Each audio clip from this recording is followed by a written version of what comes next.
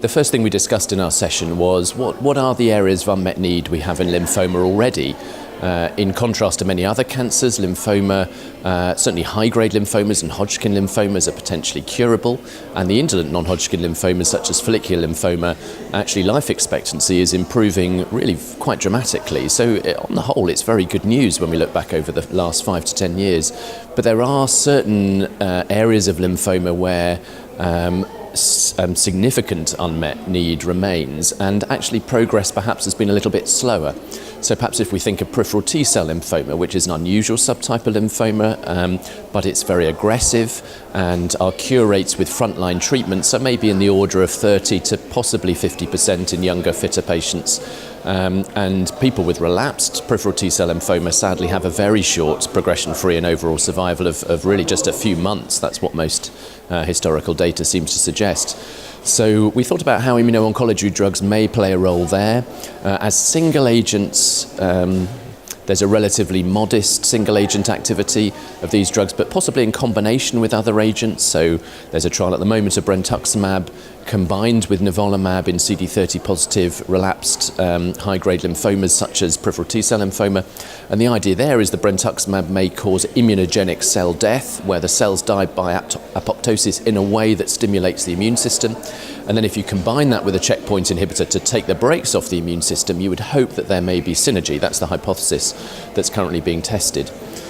We then thought about diffuse large B-cell lymphoma, how there's around a 60%, maybe 70% in some case series cure rate with R-CHOP, which is very encouraging. But it's been very difficult to make further progress in that area. So Dari-POC-R, for example, was compared with R-CHOP. We heard that presentation in ASH in December. There was no advantage with the more intensive chemotherapy approach. The Goya trial of R-CHOP versus obinutuzumab-CHOP didn't show any benefit with a new monoclonal antibody.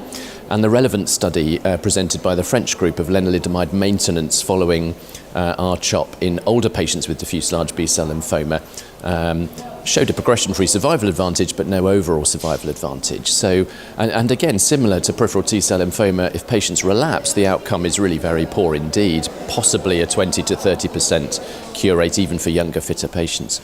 So hopefully immuno-oncology drugs will make an impact in that area. Again, as single agents, the activities are modest, but we very much hope that combination therapies, either combinations with chemotherapy or other immuno-oncology drugs such as immunostimulant drugs, may play a role. And actually the relatively high mutational burden in diffuse large B-cell lymphoma may provide an Achilles heel, if you like, with immuno-oncology drugs. Hopefully there are new neoantigens being presented, which in other tumour types, such as non-small cell lung cancer, correlates with an increased response rate. So we're waiting for the data on the combination strategies particularly. Their role in indolent lymphomas perhaps is a little bit less clear as well, but again, combination strategies in high-risk patients, and that's the key for indolent lymphoma, is picking the high-risk patients is where they may play a role, so possibly in those patients that progress early following initial immunochemotherapy, those are particularly high risk. And then finally, in the Hodgkin's world, because they have such a high single-agent activity, we already have nivolumab and pembrolizumab licensed in both America and Europe in relapsed refractory Hodgkin lymphoma, and I'm sure we're going to see those drugs taken further up the treatment pathway, perhaps first relapse or even taken into frontline setting, and I think they are going to be truly transformational. So that was really what we discussed in that session.